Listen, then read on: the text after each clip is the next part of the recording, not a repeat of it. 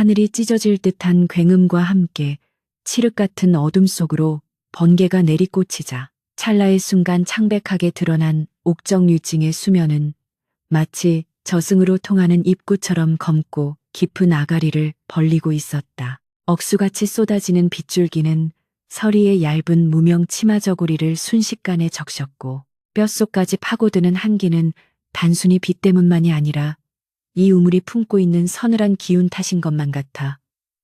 그녀는 저도 모르게 몸을 부르르 떨었다. 물을 채기 위해 잡은 두레박의 거친 밧줄은 빗물에 젖어 미끄러웠고 손바닥은 이미 물집이 터져 쓰라렸지만 서리는 감히 멈출 수가 없었다. 오늘따라 유난히 무겁게 느껴지는 두레박을 끌어올리며 그녀는 거친 숨을 몰아쉬었는데 깊은 우물 바닥에서 들려오는 물소리는 마치 억울하게 죽은 원혼들이 벽을 긁어대는 소리처럼 기괴하게 울려 퍼져 서리의 심장을 옥죄어왔다.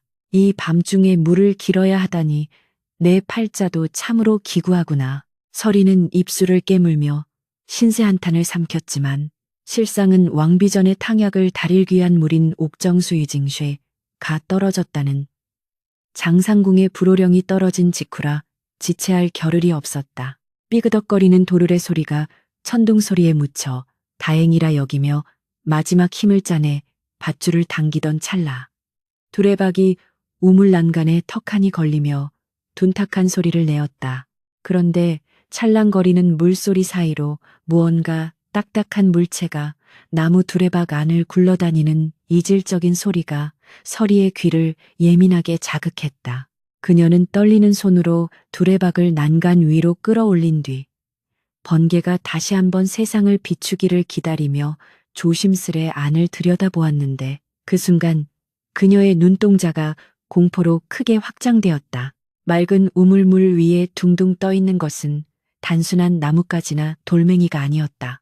그것은 어른 팔뚝만 한 굵기의 대나무 통이었는데 양쪽 끝은 물이 스며들지 않도록 밀랍으로 단단히 봉해져 있었고 대나무 겉면에는 검붉은 얼룩이 어지럽게 묻어 있었다. 서리는 본능적으로 그 검붉은 자국이 진흙이 아닌 말라붙은 핏자국임을 직감하고는 숨을 들이켰다. 이것이 대체 무엇이란 말인가? 그녀는 주위를 두리번거리며 누가 보는 이는 없는지 살핀 후 떨리는 손길로 차가운 물속에 손을 집어넣어 대나무통을 건져 올렸다. 대나무통은 겉면에 새겨진 칼자국들과 핏자국으로 인해 흉물스러워 보였지만 그 묵직한 무게감은 그 안에 무언가 중요한 것이 들어있음을 암시하고 있었다. 서리의 손끝이 대나무통의 표면을 스치자 미세하게 새겨진 글씨가 빗물에 씻겨 희미하게 드러났는데 그 글씨체를 확인한 순간 서리는 비명을 지를 뻔한 입을 틀어막으며 주저앉고 말았다. 그것은 닷새 전 늦은 밤 심부름을 나갔다가 감쪽같이 사라져버린 동료 나인 연화의 필체였다. 살려주소서라는 비명과도 같은 글귀가 대나무 껍질 위에 손톱으로 긁은 듯 절박하게 새겨져 있었던 것이다. 연화는 평소 얌전하고 성실하여 누구에게 원한을 살 아이가 아니었으나 실종된 다음 날 궁궐 내에는 그녀가 정인을 따라 야반도주했다는 소문이 파다하게 퍼졌었다. 하지만 서리는 알고 있었다. 연화에게는 정인이 없었으며 그녀는 병든 노모를 봉양하기 위해 푼돈조차 아끼던 효녀였다는 사실을 말이다. 연화야, 네가 어찌하여 이 차가운 우물 속에. 서리의 눈에서 뜨거운 눈물이 솟구쳐 빗물과 섞여 흘러내렸다. 이 대나무통이 우물에서 나왔다는 것은 연화가 이 우물 근처에 있었거나 혹은 끔찍하게도 이 우물 깊은 곳에 수장되었을지도 모른다는 불길한 상상을 불러일으켰다. 서리는 덜덜 떨리는 손으로 품속에서 작은 은장도를 꺼내 밀랍으로 봉해진 대나무 통의 한쪽 끝을 조심스럽게 뜯어내기 시작했다. 빗줄기는 더욱 거세져 그녀의 시야를 가렸지만 진실을 확인하고픈 욕망과 두려움이 뒤섞인 그녀의 손놀림은 멈추지 않았다. 밀랍이 떨어져 나가고 뚜껑이 열리자 그 안에는 기름종이에 겹겹이 쌓인 서신 한 통이 들어 있었다. 서신을 꺼내 펼쳐들자 빗물에 젖을 세라 서리는 자신의 몸을 웅크려 종이를 보호하며 급히 내용을 훑어내려갔다. 번개가 칠 때마다 간헐적으로 보이는 글자들은 붉은 피로 쓰여 있어 마치 종이 위에서 살아서 꿈틀거리는 듯 했다. 왕비 전하의 탕약, 독, 장상궁, 나는 죽음을 피할 수 없다. 띄엄띄엄 읽히는 단어들은 하나같이 충격적이고 파멸적인 것들이었다. 서리는 심장이 터질 듯이 요동치는 것을 느끼며 서신을 다시 대나무통에 구겨 넣었다. 이것은 단순한 유서가 아니었다. 이것은 구중궁궐 깊은 곳에서 벌어지고 있는 추악한 음모의 증거이자 연하가 목숨을 바쳐 남긴 피의 고발장이었다. 그 순간 멀리서 타박거리는 발소리와 함께 불빛이 일렁이는 것이 보였다. 거기 누구냐? 이 야심한 시각에 옥정에서 무엇을 하고 있는 게냐? 날카롭고 신경질적인 목소리, 그것은 다름 아닌 장상궁이었다. 서리는 소스라치게 놀라며 대나무 통을 급히 치마 속 속바지 춤에 찔러 넣고는 아무 일도 없었다는 듯 두레박을 다시 우물 속으로 던져 넣는 시랩을 했다. 심장이 밖으로 튀어나올 것만 같았지만 그녀는 필사적으로 표정을 갈무리하고 바닥에 엎드려 조아렸다. 소인 설이라 하옵니다. 마마님, 탕약에 쓰실 정화수가 부족하다 하여 급히 길어 올리는 중이었습니다. 빗물에 젖은 땅바닥에 이마를 대고 있으니 차가운 진흙 냄새 사이로 연화의 피 냄새가 섞여나는 것만 같아 구역질이 올라왔다. 장상궁은 호롱불을 높이 들고 서리의 주위를 천천히 맴돌았다. 그녀의 눈매는 독사처럼 매서웠고 빗속에서도 흐트러짐 없는 자태는 서늘한 위압감을 풍겼다. 서리라, 그래, 연화와 단짝이었던 그 아이로구나. 장상궁이 연화라는 이름을 입에 올리는 순간 서리의 등줄기에 식은땀이 흘렀다. 장상궁은 서리의 어깨를 짚으며 낮게 속삭였다. 요즘 궁 안에 흉흉한 소문이 돌고 있으니 밤늦게 돌아다니지 말고 처신을 똑바로 해야 할 것이다. 쥐도 새도 모르게 사라지고 싶지 않다면 말이다. 그 말은 단순한 경고가 아니었다. 그것은 명백한 협박이었고 자신이 연화의 실종과 관련이 있음을 암시하는 잔인한 조롱이었다. 서리는 명심하겠나이다, 마마님. 이라고 간신히 대답하며 몸을 더욱 낮추었다. 장상궁이 멀어지는 발소리를 들으며 서리는 뱃속 깊은 곳에서 뜨거운 분노가 치밀어 오르는 것을 느꼈다. 연화는 도망친 것이 아니었다. 저 표독스러운 장상궁과 그 배우의 세력에 의해 억울하게 희생된 것이 분명했다. 서리는 품속에 숨긴 대나무 통의 딱딱한 감촉을 느끼며 주먹을 꽉 쥐었다. 이 차가운 비가 그치고 나면 궁궐에는 피바람이 불어닥칠 것이다. 하지만 지금은 살아야 했다.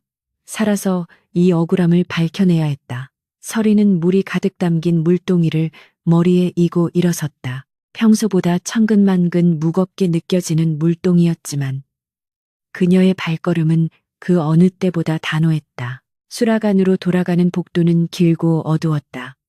기와지붕 처마 끝에서 떨어지는 낙수물 소리가 마치 연화가 흐느끼는 소리처럼 들려왔다. 서리는 연화와 함께 웃고 떠들던 지난날의 추억을 떠올렸다. 가난한 집안에서 태어나 입궁한 두 사람은 서로를 친자매처럼 의지하며 고단한 궁중 생활을 버텨왔었다. 서리야, 우리는 꼭 살아서 늙어 꼬부랑 할머니가 되어서도 같이 나물 캐러 다니자. 그렇게 약조했던 연화의 맑은 목소리가 귓가에 맴돌아 서리는 입술을 깨물어 피를 내고 말았다. 친구의 목숨을 앗아가고 자신의 목숨마저 위협하는 거대한 권력 앞에서 이름 없는 일개 나인인 자신이 무엇을 할 수 있을까 하는 무력감이 밀려왔지만 동시에 품속의 서신이 난로처럼 뜨겁게 그녀의 가슴을 지지며 용기를 불어넣고 있었다. 서리가 처소에 도착했을 때 다른 나인들은 이미 깊은 잠에 빠져 있었다. 그녀는 젖은 옷을 갈아입는 척하며 이불 깊숙한 곳, 자신만이 아는 비밀스러운 틈새에 대나무 통을 숨겼다. 그리고는 자리에 누워 천장을 바라보았다. 밖에서는 여전히 비바람이 몰아치고 있었지만 서리의 눈은 어둠 속에서도 형형하게 빛나고 있었다. 이제 그녀의 삶은 이전으로 돌아갈 수 없었다. 우물에서 건져 올린 것은 단순한 서신이 아니라 신라 왕실을 뒤흔들 진실의 불씨였기 때문이다. 내일 날이 밝으면 장상궁은 자신의 일거수일투족을 감시할 것이다.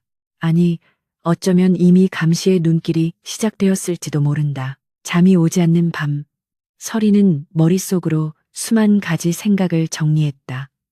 서신을 누구에게 전해야 하는가? 왕비 전하께 직접, 아니면 왕의 호위무사에게. 함부로 움직였다가는 개죽음을 당할 뿐이다. 장상궁이 왕비의 탕약에 독을 쓰려 했다면 그 배후에는 더 큰 세력이 있을 것이 자명했다. 섣불리 믿을 수 있는 사람은 이 궐안에 아무도 없었다. 서리는 연화가 남긴 서신의 내용을 다시금 되새겼다. 우물 깊은 곳. 혹시 연화의 시신이 정말 그 우물 아래에 있는 것은 아닐까? 그렇다면 장상궁은 우물을 봉쇄하거나 서리가 물을 젓지 못하게 막아야 했으나 오히려 물을 길어오라 시켰다. 이것은 장상궁이 시신을 다른 곳으로 옮겼거나 혹은 서리를 시험하기 위함일 수도 있었다. 공포가 엄습해 올 때마다 서리는 연화의 억울한 죽음을 생각하며 마음을 다잡았다. 연화야, 조금만 기다려다오. 네가 남긴 이 피 맺힌 절규가 헛되지 않게 하마. 내 목숨을 걸고서라도 내 원한을 풀어주마. 서리는 마음속으로 굳게 맹세했다. 그때 문 밖에서 스산한 바람 소리와 함께 창호지 문이 덜컥거렸다. 마치 누군가 밖에서 문을 열려고 시도하는 것처럼 서리는 숨을 죽이고 문 쪽을 응시했다. 그림자 하나가 문틈으로 길게 드리워졌다가 사라졌다. 바람 탓이었을까? 아니면 누군가의 인기척이었을까? 궁궐의 밤은 너무나도 길고 비밀은 너무나도 깊었다. 서리는 옷 속에 숨긴 작은 은장도를 손에 꽉 쥐었다. 이제 시작이었다. 보이지 않는 적과의 목숨을 건 숨바꼭질이 지난밤에 광포했던 비바람이 거짓말처럼 거친 새벽, 신라의 궁궐은 젖은 안개 속에 잠겨 마치 거대한 무덤과도 같은 정막을 들이우고 있었다. 빗물에 씻겨 내려간 기와 지붕은 차가운 청빛을 띠었고 처마 끝에 매달린 물방울이 떨어지는 소리만이 간헐적으로 고요를 깨트렸다. 서리는 뜬 눈으로 밤을 지새운 탓에 함한 눈으로 처소 문을 열고 나섰으나 그녀의 품속 깊은 곳 속적삼 안쪽에 단단히 동여매둔 대나무통의 이물감이 매 순간 그녀의 신경을 곤두세우게 만들었다. 살얼음판을 걷는 듯한 긴장감 속에서 시작된 아침 일과는 평소와 다를 바 없이 가혹했다. 수라간 나인들은 새벽부터 분주히 움직이며 아궁이에 불을 지피고 쌀을 씻었으나 그들의 얼굴에는 어딘가 모르게 그늘이 져 있었고 서로의 눈치를 살피는 기색이 역력했다. 서리 역시 마른 침을 삼키며 무거운 솥을 나르면서도 온 신경은 자신의 일거수일투족을 감시하고 있을 장상궁의 시선을 쫓는 데 집중되어 있었다. 어젯밤 그 소리 들었어? 쌀을 씻던 한 나인이 주위를 살피며 개미 기어가는 듯한 목소리로 옆 동료에게 속삭였다. 우물가 말이야. 비바람 소리에 섞여서 여인의 곡소리가 들렸다니까. 분명해 그건 산 사람의 목소리가 아니었어. 그 말에 옆에 있던 나인의 얼굴이 사색이 되며 손사래를 쳤다. 쉿, 목소리 낮춰. 누가 듣기라도 하면 어쩌려고. 안 그래도 연화가 사라진 뒤로 흉흉한 소문이 도는데 장상궁 마마님 귀에 들어가면 우리까지 경을 칠 거야. 서리는 그 대화를 엿들으며 가슴이 철렁 내려앉았다. 우물가의 곡소리라니 자신이 어젯밤 그곳에 있었을 때는 듣지 못한 소리였다. 허나 사람들의 공포는 실체가 없는 곳에서 더욱 부풀려지는 법이니 연화의 실종이 남긴 불안감이 빗소리를 원혼의 울음소리로 착각하게 만든 것이리라 짐작했다. 하지만 서리는 이 소문이 예사롭지 않게 느껴졌다. 이것은 단순한 괴담이 아니라 억울하게 죽은 연화가 자신의 존재를 알리고자 하는 무언의 신호일지도 모른다는 생각에 등골이 서늘해졌다. 그때 탕약방 쪽에서 날카로운 파열음이 들려왔다.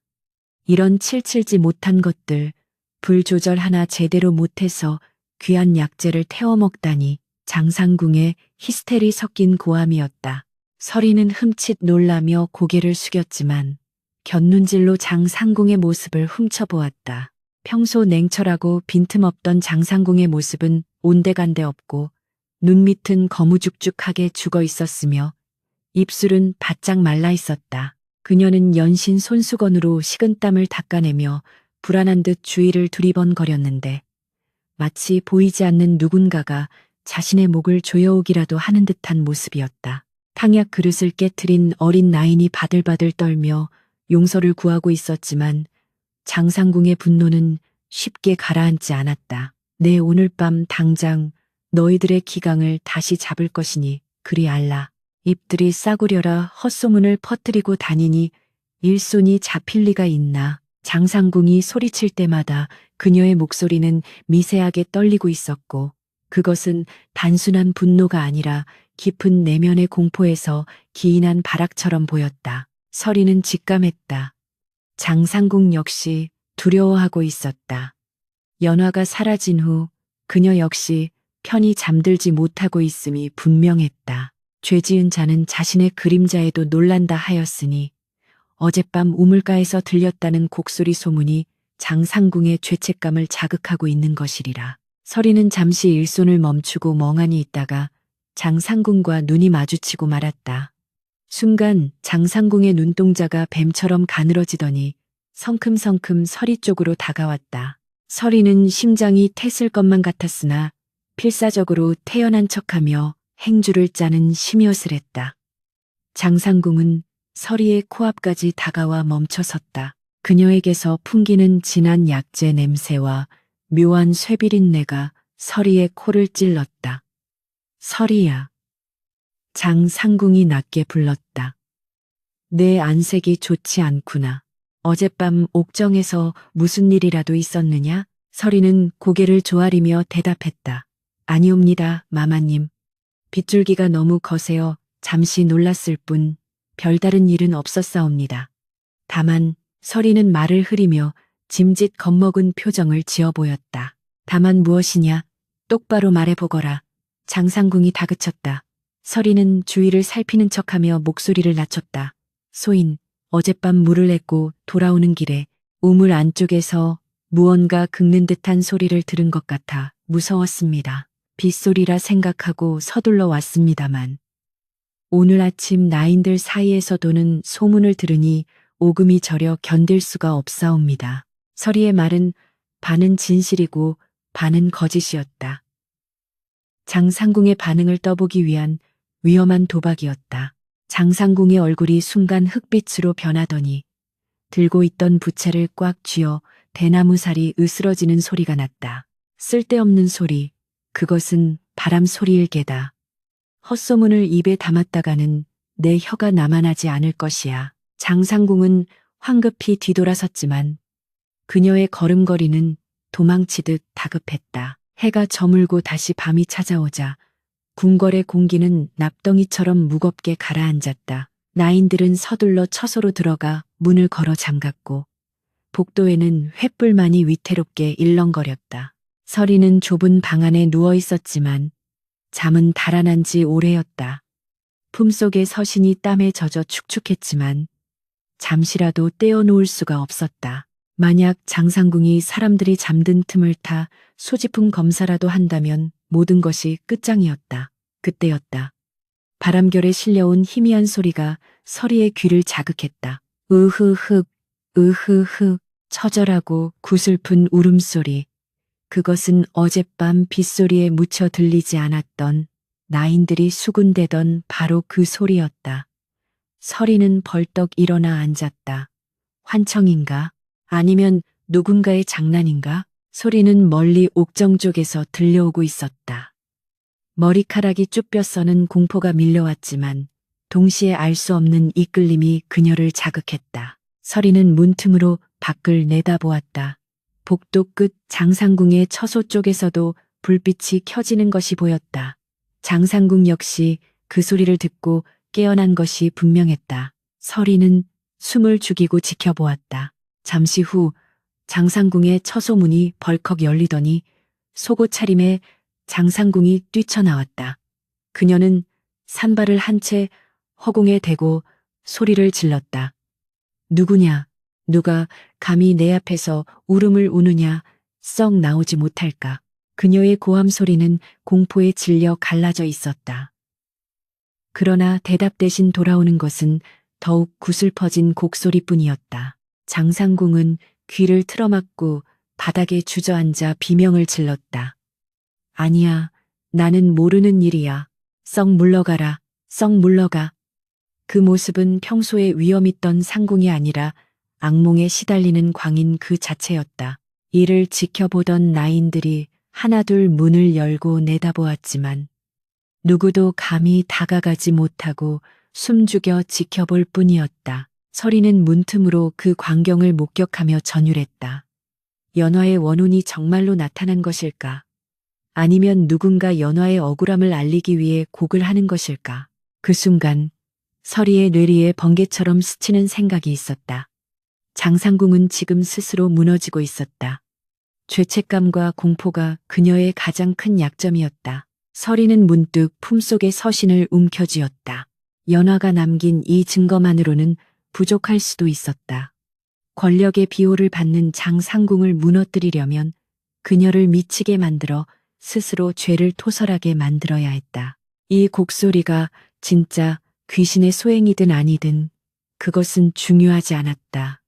중요한 것은 장상궁이 그것을 연화의 원혼이라 믿고 있다는 사실이었다. 서리의 눈빛이 차갑게 가라앉았다. 두려움은 어느새 서늘한 결기로 바뀌고 있었다. 다음 날 궁궐은 발칵 뒤집혔다. 장상궁이 밤새 헛것을 보고 난동을 피웠다는 소문은 순식간에 퍼져나갔다.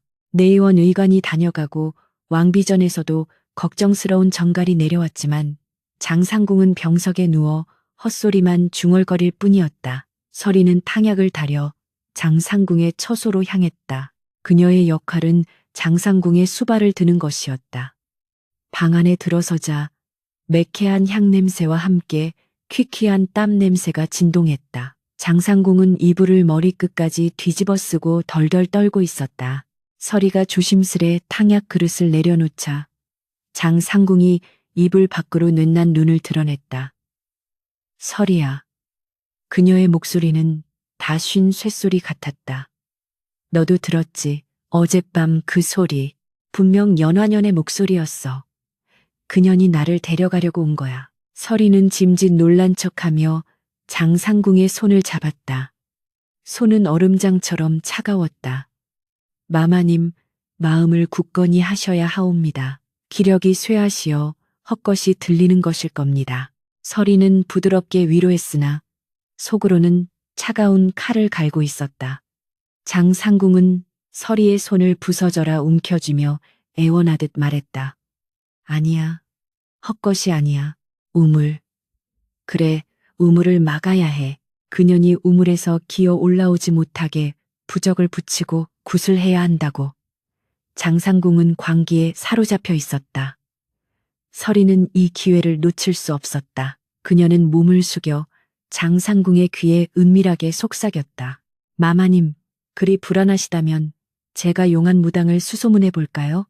소인의 고향에 죽은 자의 넋을 달래는데 신통한 무녀가 있다는 이야기를 들은 적이 있사옵니다. 장상궁의 눈이 번쩍 뜨였다. 지푸라기라도 잡고 싶은 심정인 그녀에게 서리의 제안은 구화줄과도 같았다. 그래. 당장 그 무녀를 불러오너라. 내 은전은 얼마든지 줄 터이니 제발 그년의 입을 다물게 해다오. 장상궁은 자신의 목을 조르는 밧줄을 스스로 받아들고 있었다. 서리는 고개를 조아리며 물러나왔다. 복도로 나오자마자 서리는 깊은 숨을 내쉬었다.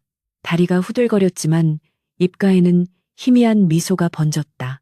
이제 판은 깔렸다. 장상궁의 공포를 이용해 그녀를 막다른 골목으로 몰아넣을 차례였다. 서리는 하늘을 올려다보았다. 잿빛 구름 사이로 햇살 한 줄기가 비치고 있었다. 연화야, 보고 있니? 이제 곧 내 억울함을 풀어줄 구판이 벌어질 거야. 그때까지만 조금만 더 참아다오. 그러나 서리가 처소로 돌아와 잠시 휴식을 취하려던 찰나 그녀의 이불 밑에 숨겨두었던 작은 헝겊 주머니가 흐트러져 있는 것을 발견했다. 심장이 철렁 내려앉았다. 누군가 방을 뒤진 흔적이었다. 다행히 대나무 통은 몸에 지니고 있었기에 망정이지. 하마터면 모든 것이 들통날 뻔했다. 서리는 등골이 오싹해짐을 느꼈다. 장상궁은 병석에 누워 있었지만 그녀의 수족 노릇을 하는 또 다른 눈과 귀가 궁궐 안에 숨어 있음이 분명했다. 방심해서는 안 된다. 적은 장상궁 혼자가 아니었다. 서리는 주먹을 꽉 쥐었다. 그림자 속에 숨어 자신을 노리는 자가 누구인지 밝혀내야만 했다. 싸움은 이제 막 시작되었을 뿐이고 한 발짝만 삐끗해도 천길 낭떠러지였다. 서리는 옷매무새를 가다듬고 다시 밖으로 나갔다. 그녀의 눈빛은 이전보다 더욱 깊고 단단해져 있었다. 다가올 밤, 그리고 앞으로 벌어질 치열한 두뇌 싸움을 예고하듯 바람이 다시 거칠어지기 시작했다. 누군가 자신의 처소를 뒤졌다는 사실을 확인한 순간 서리의 등줄기를 타고 흐르던 식은땀은 순식간에 차가운 사리로 변했다. 방 안의 공기는 여전히 정체되어 있었으나 흐트러진 이불자락과 미세하게 위치가 바뀐 반제꼬리는 명백히 침입자의 흔적을 증언하고 있었다. 서리는 본능적으로 가슴팍을 더듬어 대나무 통의 존재를 확인했다. 다행히 서신은 무사했으나 이것은 적들이 자신을 의심하기 시작했다는 명백한 신호였다. 장상궁은 병석에 누워 있으면서도 자신의 손발이 되어줄 첩자를 부리고 있는 것이었다. 서리는 입술을 깨물었다. 쥐새끼처럼 숨어서 당하고만 있을 수는 없었다. 이제는 자신이 그림자가 되어 그들의 숨통을 조여야 할 차례였다. 두려움에 떨며 방어만 하기에는 억울하게 수장된 연하의 원한이 너무나도 깊고 사무쳤기 때문이었다. 서리는 캄캄한 방구석, 낡은 장롱 밑바닥을 더듬어 작은 헝겊 꾸러미 하나를 꺼냈다. 그것은 연화가 생전에 가장 아끼던 유품들이었다. 가난한 집안 형편 탓에 제대로 된 장신구 하나 없던 연화가 명절날 시장에서 큰맘 먹고 샀다며 자랑하던 붉은 댕기와 어머니가 주셨다는 손때 묻은 참빗 하나. 서리는 연화가 사라진 직후 혹여나 이 물건들이 도둑맞거나 버려질까 두려워 몰래 챙겨두었던 것이다. 달빛에 비친 붉은 댕기는 마치 연화가 흘린 선혈처럼 붉고 선명했다. 서리의 손이 가늘게 떨렸다. 연화야, 네가 아끼던 이것들을 미끼로 써야 하는 나를 용서해다오. 하지만 이것만이 저 악귀 같은 장상궁의 가면을 벗길 유일한 길이다. 서리는 결연한 표정으로 댕기를 물동이에 담가 축축하게 적셨다. 차가운 물을 머금은 댕기는 금방이라도 썩은 우물물 냄새를 풍길 듯 묵직하고 서늘했다. 궁궐의 밤은 깊었고 술라군들의 발소리가 멀어지기를 기다리는 시간은 연것과도 같았다. 자시스를 알리는 북소리가 멀리서 울려 퍼지자 서리는 검은 장옷을 머리끝까지 뒤집어 쓰고 소리 없이 방을 빠져나왔다. 복도에는 정막만이 감돌았고 가끔씩 불어오는 바람이 문풍지를 톡톡 건드리는 소리에도 심장이 철렁 내려앉았다. 그녀는 마치 고양이처럼 발소리를 죽이며 장상궁의 처소를 향해 나아갔다. 어둠 속에서 마주치는 모든 그림자가 자신을 잡으러 온 저승사자 같았지만 서리는 품속에 젖은 댕기를 움켜쥐고 한 걸음 한 걸음 내디뎠다. 마침내 장상궁의 처소 앞에 도착했을 때 방 안에서는 희미한 신음소리와 함께 잠꼬대 같은 중얼거림이 새어나오고 있었다. 약기운에 취해 잠들었음에도 악몽에서 벗어나지 못하고 있는 것이 분명했다. 서리는 주위를 살핀 뒤 떨리는 손으로 돛돌 위에 놓인 장상궁의 꽃신 옆에 축축하게 젖은 붉은 댕기를 가지런히 놓았다. 그리고는 미리 준비해온 흙탕물을 꽃신 주변에 살짝 뿌렸다. 마치 누군가 우물에서 기어나와 이곳까지 걸어온 것처럼. 작업을 마친 서리가 몸을 돌리려는 찰나 뒤에서 인기척이 느껴졌다. 거기 누구냐? 낮고 날카로운 목소리였다. 서리는 숨이 되는 듯했다. 술라군인가? 아니면 장상궁의 첩자인가? 그녀는 본능적으로 기둥 뒤 그림자 속으로 몸을 날렸다. 어둠 속에서 나타난 인형은 촛불을 든 어린 나인 초홍이었다. 평소 장상궁의 귀여움을 독차지하려 아부하던 그 아이였다. 초홍은 수상쩍은 눈초리로 장상궁의 처소 앞을 기웃거렸다. 서리는 깨달았다. 자신의 방을 뒤진 자가 바로 초홍이었음을. 서리는 재빨리 머리를 굴렸다. 지금 들키면 모든 것이 수포로 돌아간다.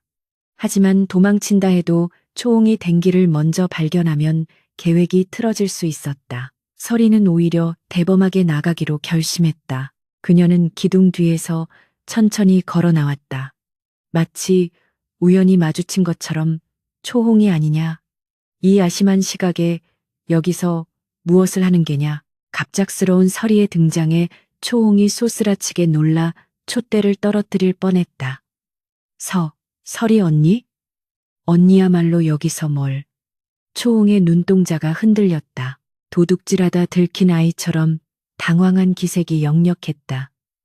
서리는 싸늘한 미소를 지으며 초홍에게 다가갔다. 장상궁 마마님께서 밤새 편찮으시다 하여 탕약을 데워 올까 하고 와본 것이다. 헌데 너는 어찌하여 그리 놀라느냐? 혹 마마님 처소에 다른 용무라도 있는 것이냐? 서리의 당당한 태도에 기가 눌린 초홍은 우물쭈물하며 뒷걸음질 쳤다. 아, 아니요. 저도 마마님이 걱정되어.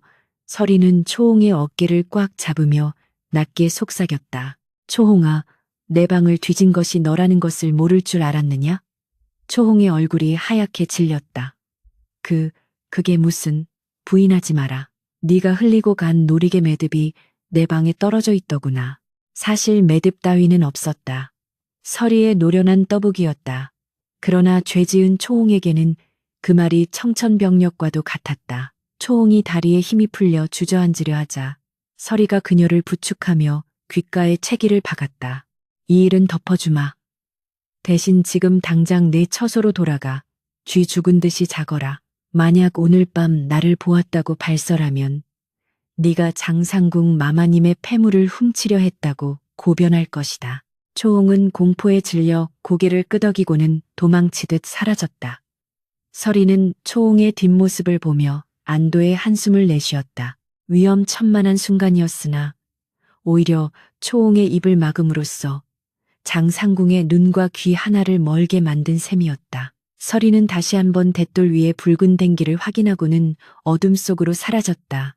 이제 남은 것은 날이 밝기를 기다리는 것뿐이었다. 이튿날 아침, 궁궐을 뒤흔드는 비명소리가 장상궁의 처소에서 터져 나왔다. 아, 이게 뭐야? 이게 왜 여기 있어? 장상궁이 맨발로 튀어나와 마당을 구르며 발광하고 있었다. 나인들이 혼비백산하여 달려갔을 때 장상궁은 돛돌 위에 놓인 붉은 댕기를 가리키며 덜덜 떨고 있었다. 밤사이 물기는 어느 정도 말랐지만 흙탕물 자국과 특유의 비릿한 물 냄새는 여전했다. 저거 치워. 당장 치우란 말이다. 장상궁은 거품을 물기세였다. 그녀는 그 댕기를 너무나 잘 알고 있었다. 연하가 죽던 날 밤 그녀의 머리채를 휘어잡았을 때 손에 감겼던 그 붉은 댕기였기 때문이다. 서리는 태연한 표정으로 무리 틈에서 걸어 나와 댕기를 집어들었다. 마마님 고정하십시오. 이것은 그저 낡은 댕기일 뿐입니다. 서리가 짐짓 아무렇지 않은 듯 말하며 댕기를 장상궁의 코앞으로 가져갔다. 그러자 장상궁은 기겁을 하며 뒷걸음질 쳤다. 가까이 오지 마라. 썩 내다 버려. 불태워 버려. 서리는 댕기를 유심히 살피는 척하며 중얼거렸다. 헌데 마마님 참으로 기이합니다. 어젯밤 비도 오지 않았는데 댕기가 축축하게 젖어 있습니다. 게다가 이 냄새는 마치 오래된 우물물 냄새 같지 않습니까? 서리의 말에 장상궁의 동공이 지진이라도 난 듯 흔들렸다. 주변에 있던 나인들도 웅성거리기 시작했다. 우물물이라니. 세상에 정말 귀신이 다녀간 게야. 수군거림은 삽시간에 공포로 번져나갔다. 장상궁은 더 이상 견딜 수 없다는 듯 머리를 감싸 쥐었다. 구슬해야 해. 당장 구슬해야 해. 그 무당은 언제 온다더냐. 내 돈은 얼마든지 줄 테니 오늘 밤 당장 오라고 해라. 그녀의 이성은 완전히 마비되어 있었다. 자신이 지은 죄가 만들어낸 환영과 서리가 쳐놓은 덫에 걸려 그녀는 스스로 파멸의 구렁텅이로 걸어 들어가고 있었다. 서리는 속으로 차가운 미소를 삼키며 고개를 조아렸다. 예, 마마님. 제가 서둘러 채비하겠습니다. 오늘 밤 마마님의 근심을 모두 씻어낼 수 있도록 준비하겠습니다. 서리는 물러나와 곧바로 은밀한 준비에 착수했다. 그녀가 말한 용한 무당은 사실 궁밖의 건달들과 어울리며 점을 봐주던 떠돌이 무녀 바우 할멈이었다. 서리는 궁밖 심부름을 가는 나인편에 서신과 뇌물을 보내 미리 입을 맞춰 두었다. 바우 할멈에게 요구한 것은 단 하나, 구판을 최대한 요란하게 벌여 사람들의 이목을 집중시키고 장상궁의 공포심을 극대화하라는 것이었다. 그러나 진짜 무기는 무당의 굿이 아니었다. 서리는 품속에 숨겨둔 연화의 혈서, 그 대나무 통을 꺼내 들었다. 굿이 절정에 달했을 때 모두가 보는 앞에서 이 증거가 드러나야 했다. 하지만 어떻게 자신이 직접 나서서 내놓는다면 장상궁 일파에게 즉시 제압당하고 증거는 인멸될 것이다. 그래 바람을 이용해야 한다. 서리는 하늘을 올려다보았다. 먹구름이 몰려오고 있었다. 밤이 되면 거센 바람이 불조짐이었다. 그녀는 구판이 벌어질 우물가 재단을 미리 점검하겠다고 자청했다. 장상궁은 공포에 질려 만사를 서리에게 일임한 상태였다. 서리는 재단 아래 제물로 받쳐질 돼지, 머리 받침대 밑에 교묘한 장치를 꾸몄다. 얇은 실로 대나무통의 마개를 연결하고 그 실 끝을 재단 옆에 세워질 깃발에 묶을 생각이었다. 구판의 열기가 더해지고 깃발이 춤을 추면 자연스럽게 마개가 열리거나 통이 굴러떨어져 서신이 드러나게 할 계획이었다. 위험천만한 도박이었지만 하늘이 연화의 억울함을 알고 있다면 반드시 바람을 보내줄 것이라 믿었다. 오후가 되자 궁궐 안에는 기묘한 긴장감이 감돌았다.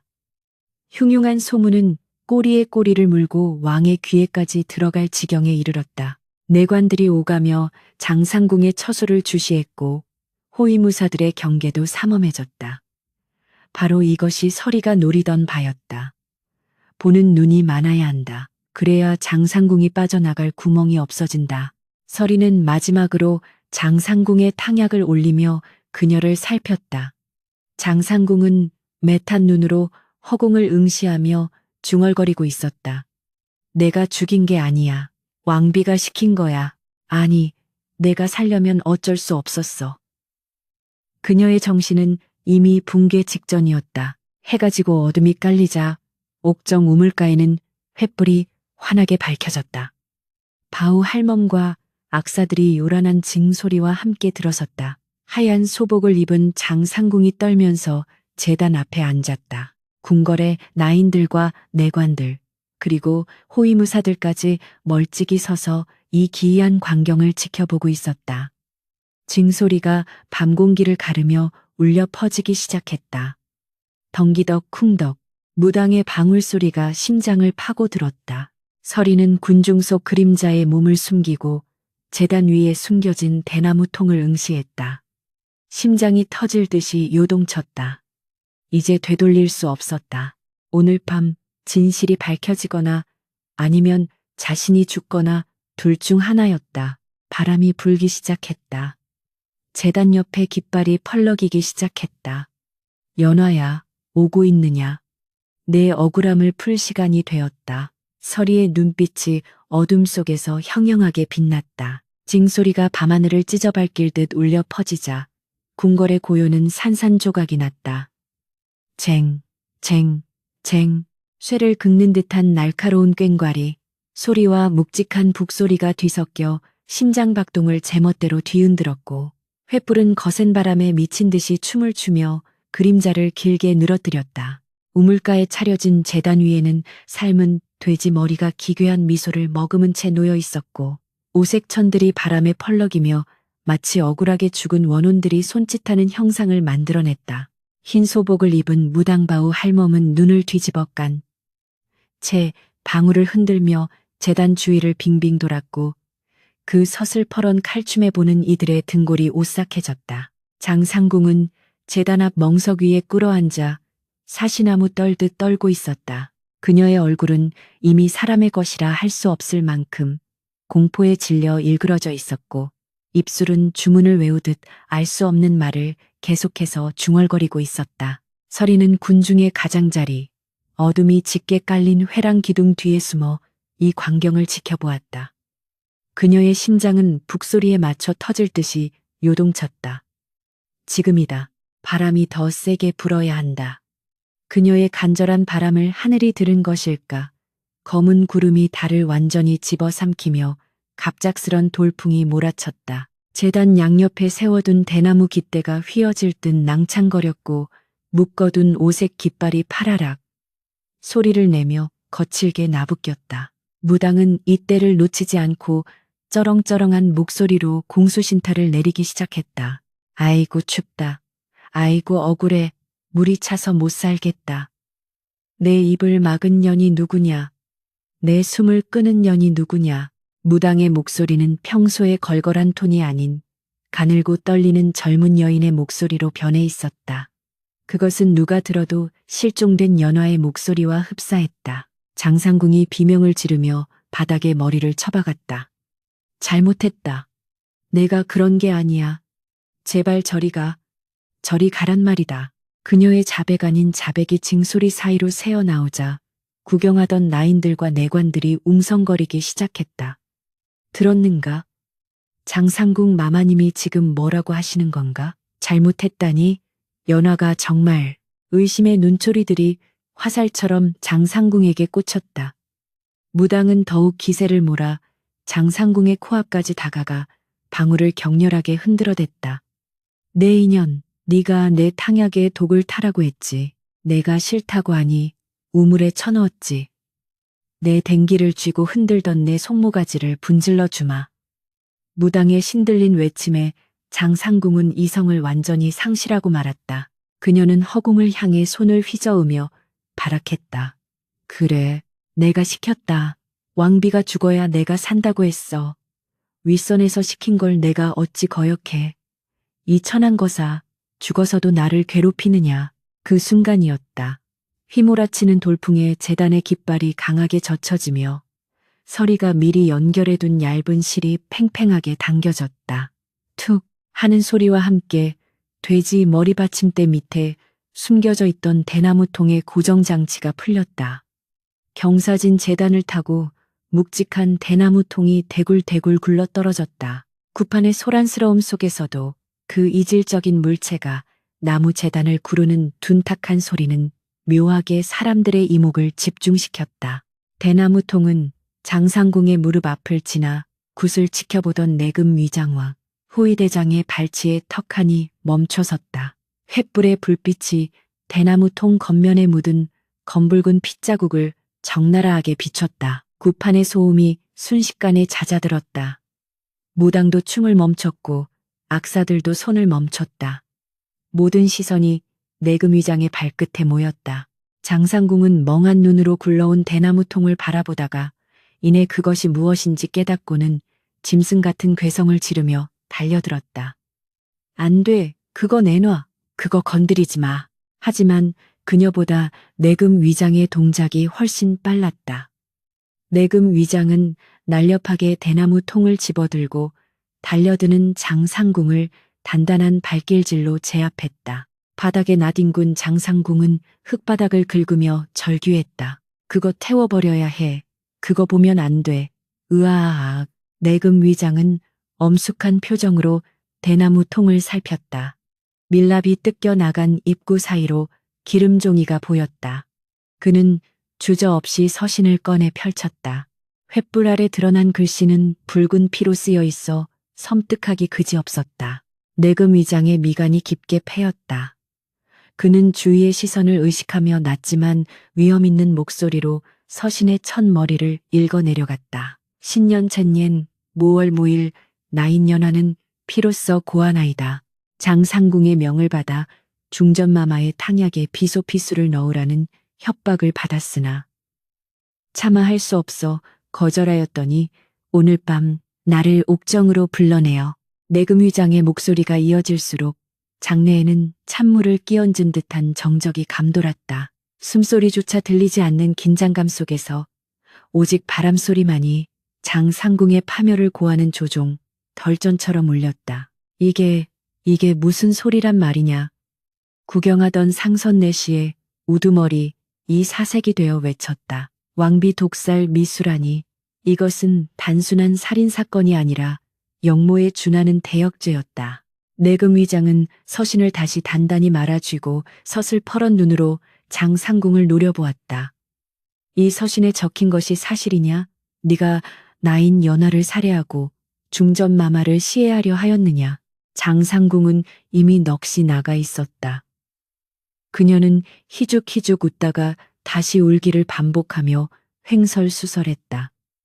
아니야, 그 서신은 가짜야. 연하는 도망갔어. 우물에 아무도 없어. 하지만 그녀의 붉게 충혈된 눈과 떨리는 손은 그녀의 죄를 여실히 증명하고 있었다. 그때 어둠 속에서 서리가 걸어 나왔다. 그녀의 발걸음은 더 이상 두려움에 떨지 않았다. 그녀는 내금위장 앞으로 나아가 무릎을 꿇었다. 나인 서리라 하옵니다. 그 서신은 소인이 어젯밤 옥정에서 물을 패다 발견한 것입니다. 그 필체는 제 동무였던 연화의 것이 틀림없사옵니다. 또한 서리는 잠시 숨을 고른 뒤 품속에서 연화가 평소 쓰던 연습장을 꺼내 바쳤다. 이것이 연화가 평소 글씨 연습을 하던 종이입니다. 대조해 보시면 알 것입니다. 내금위장이 연습장을 받아 서신과 비교해 보았다. 삐뚤빼뚤하지만 정성스럽게 쓴 글씨체, 특히 리을자의 꺾임이 서신과 완벽하게 일치했다. 더 이상의 증거는 필요 없었다. 여봐라, 당장 이 죄인을 포박하라. 내금위장의 추상 같은 호령이 떨어졌다. 호위무사들이 달려들어 장상궁을 밧줄로 꽁꽁 묶었다. 장상궁은 발버둥치며 악을 썼다. 놓아라. 내가 누군지 아느냐. 나는 뒷배가 있어. 그분이 나를 가만두지 않을 거야. 너희들 다 죽을 줄 알아. 그녀의 외침은 공허한 메아리가 되어 밤하늘로 흩어졌다. 그녀가 믿던 뒷배가 누구인지는 모르나 왕비 독살음모가 드러난 이상 꼬리 자르기를 당할 것이 분명했다. 끌려가는 장상궁의 모습은 처참했다. 비단 옷은 흙투성이가 되었고 머리카락은 산발이 되어 귀신보다 더 흉한 몰골이었다. 나인들은 입을 틀어막고 그 모습을 지켜보았다. 그동안 장상궁의 권세에 눌려 숨조차 크게 쉬지 못했던 그들의 눈에는 공포와 함께 묘한 통쾌함이 서려 있었다. 내금위장은 서리에게 다가왔다. 내 공이 크다. 자칫하면 영원히 묻힐 뻔한 진실이었다. 허나 이 일은 왕실의 안위와 직결된 중대사니 추후 조사가 끝날 때까지 입을 무겁게 해야 할 것이다. 서리는 고개를 깊이 숙였다. 명심하겠나이다. 소인은 그저 억울하게 죽은 동무의 한을 풀어주고 싶었을 뿐입니다. 내금위장은 고개를 끄덕이고는 병사들을 이끌고 사라졌다. 장상궁의 비명소리가 멀어지고 구판의 횃불이 하나둘 꺼지자 옥정 우물가에는 다시 어둠과 정적이 찾아왔다. 사람들이 모두 흩어진 뒤 서리는 홀로 우물가에 남았다. 폭풍우가 지나간 하늘에는 구름 사이로 희미한 달빛이 새어나오고 있었다. 서리는 우물 난간을 쓰다듬었다. 차가운 돌의 감촉이 마치 연화의 손길 같았다. 연화야, 보았니? 네가 해냈다. 내 피 맺힌 글이 저 악한 자를 심판대로 끌고 갔어. 서리의 눈에서 참았던 눈물이 터져 나왔다. 승리감보다는 사무치는 그리움과 슬픔이 더 컸다. 장상궁이 잡혀갔다고 해서 죽은 연화가 살아 돌아오는 것은 아니었다. 하지만 적어도 그녀는 이제 차가운 물속에서 외롭게 떨지 않아도 될 것이다. 진실이 밝혀졌으니 그녀의 영혼도 편히 쉴 수 있으리라. 서리는 우물 안을 들여다보았다. 검은 수면 위에 자신의 얼굴이 비쳤다. 어제까지만 해도 두려움에 떨던 나약한 소녀의 얼굴이 아니었다. 슬픔을 머금었지만 단단하고 강인한 여인의 눈빛이 그곳에 있었다. 부디 편히 가거라, 내 친구여. 남은 몫은 내가 살아가마. 서리는 연화가 좋아하던 들꽃 한 송이를 우물 속에 던져 넣었다. 꽃송이는 수면에 닿아 작은 파문을 일으키며 천천히 가라앉았다. 바람이 잦아들고 있었다. 궁궐의 밤은 다시 깊어갔지만 그 공기는 어제와 달랐다. 썩은 내가 사라진 차갑지만 맑은 공기가 폐부 깊숙이 들어왔다. 멀리서 새벽을 알리는 닭 울음소리가 들려왔다. 기나긴 밤이 지나고 여명이 밝아오고 있었다. 서리는 눈물을 닦고 일어섰다. 이제 내일이면 궐 안에는 새로운 바람이 불 것이다. 죄 지은 자는 벌을 받고 억울한 자는 위로를 받는 당연하지만 오랫동안 잊혀졌던 정의가 다시 세워질 것이다. 서리는 처소로 돌아가는 길 밤하늘의 별을 올려다보았다. 유난히 반짝이는 별 하나가 그녀를 내려다보고 있는 듯했다. 장상궁이 의금부로 압송된 지 사흘이 지나자 궁궐을 짓누르던 먹구름은 거짓말처럼 거치고 눈부신 햇살이 기와지붕 위로 쏟아져 내렸다. 그날 밤에 굿판이 불러온 광풍은 썩은 가지를 쳐내고 묵은 먼지를 털어내는 정화의 바람이었음이 증명되었다. 왕비 독살 미수라는 대역죄는 조정 전체를 발칵 뒤집어 놓았고 국문 끝에 장상궁은 자신의 모든 죄상을 낱낱이 실토하였다.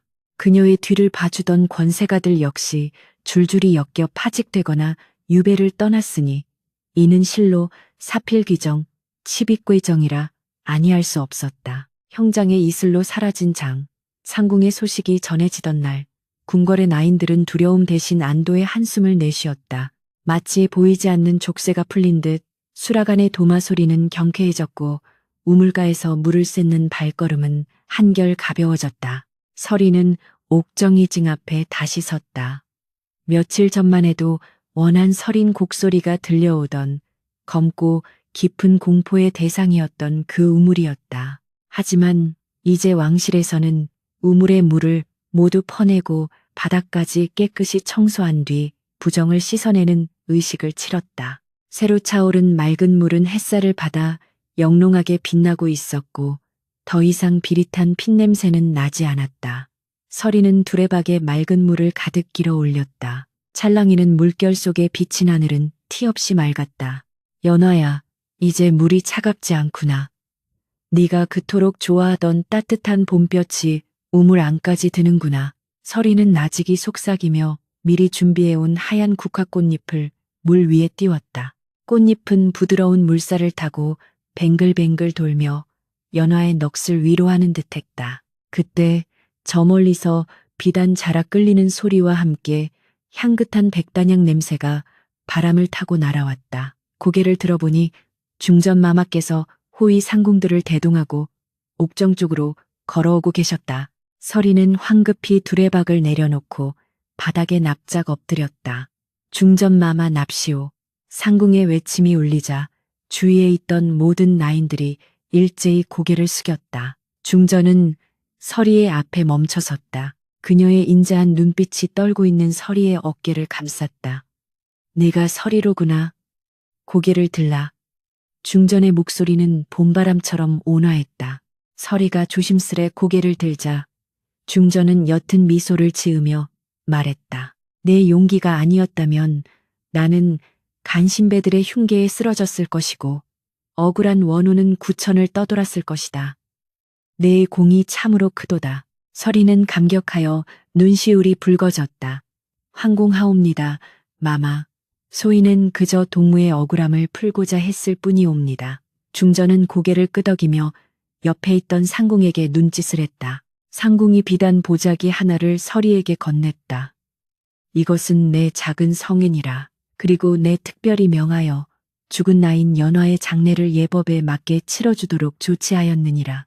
또한 그녀의 노모에게도 평생 먹고 살 걱정이 없도록 재물을 하사하였으니 너는 더 이상 슬퍼하지 말라. 그 말을 듣는 순간 서리의 눈에서 참았던 눈물이 왈칵 쏟아졌다. 자신이 목숨을 걸고 지키려 했던 것은 보물이 아니었다. 바로 이 인정른칭과 정이었다. 연화가 그토록 그리워하던 노모가 편안히 지낼 수 있게 되었다는 사실 하나만으로도 서리의 가슴에 맺혀있던 응어리가 눈 녹듯 사라지는 것 같았다. 며칠 후 궁궐 후원에서는 연화의 넋을 기리는 진혼제, 가조촐하지만 엄숙하게 열렸다. 지난번에 기괴하고 소란스러웠던 구판과는 달리 이번에는 정갈한 제사상이 차려지고 고요한 독경 소리가 울려 퍼졌다. 서리는 연화가 생전에 좋아하던 약과와 맑은 술을 제단에 올렸다. 향연기가 하늘로 피어오르며 흩어지는 모습을 보며 서리는 마음속으로 작별 인사를 건넸다. 연화야, 이제 다 끝났어. 무거운 짐일랑 다 내려놓고 아픔 없는 곳으로 가서 헐헐 날아다니렴. 다음 생에는 우리 꼭 양반집 규수로 태어나서 물 떼는 일 말고 꽃놀이나 다니며 살자꾸나.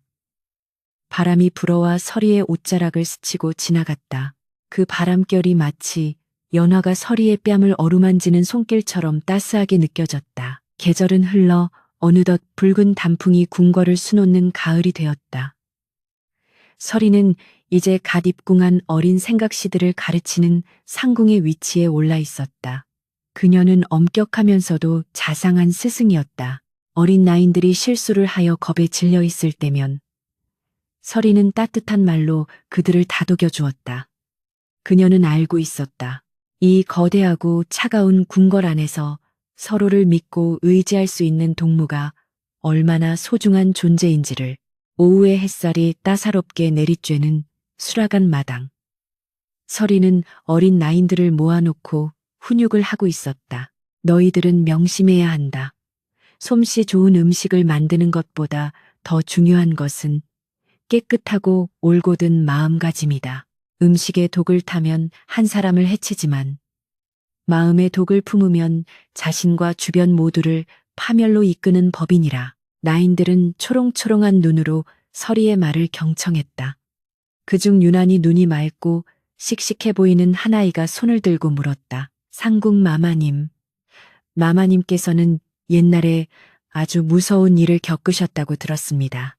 그때 두렵지 않으셨습니까? 어떻게 그런 용기를 내셨습니까? 서리는 잠시 먼 산을 응시했다.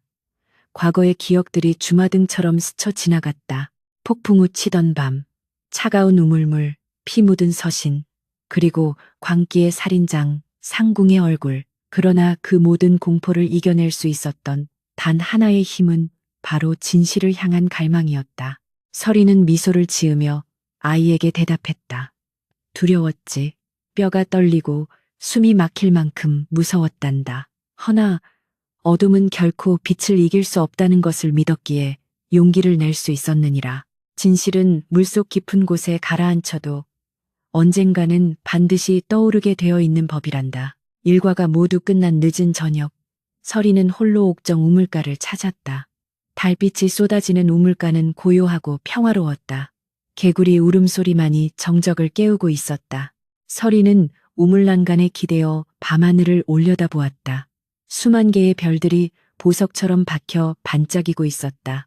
그중 유독 밝게 빛나는 별 하나가 마치 자신을 내려다보며 윙크를 하는 것 같았다. 서리는 그 별을 향해 조용히 미소 지었다. 권력은 아침 이슬처럼 덧없고 악행은 결국 자신의 발목을 잡는 족쇄가 된다는 평범한 진리를 배우기 위해 너무나 큰 대가를 치러야 했지만 그로 인해 궁궐은 다시 본연의 맑음을 되찾았다. 서리는 품속에서 작은 주머니를 꺼냈다. 그 안에는 연화와 나누어 가졌던 반쪽짜리 옷가락지가 들어있었다. 그녀는 그것을 우물 옆 돌무더기 틈새에 소중히 끼워 넣었다. 이곳에서 궁궐을 지켜다오. 다시는 억울한 눈물이 이 우물에 떨어지지 않도록. 서리는 가벼운 발걸음으로 처소를 향해 걸음을 옮겼다. 그녀의 그림자가 달빛을 받아 길게 늘어졌다. 뒤를 돌아보지 않는 그녀의 뒷모습은 그 어느 때보다 단단하고 당당해 보였다. 신라의 달밤은 깊어가고 역사의 한 페이지를 피로 물들일 뻔했던 비극은 한 여인의 용기로 인해 전설이 되어 사람들의 입에서 입으로 전해지게 되었다. 옥정 우물은 그 후로도 오랫동안 마르지 않고 맑은 물을 솟아내며 왕실의 식수가 되었고, 사람들은 그 물을 마실 때마다 마음속의 때를 씻어내며 정직하게 살 것을 다짐했다고 한다. 세상의 모든 비밀은 덮을 수 있어도 하늘의 눈과 사람의 양심은 속일 수 없다는 교훈을 남긴 채 궁궐의 밤은 평온한 잠 속으로 빠져들었다.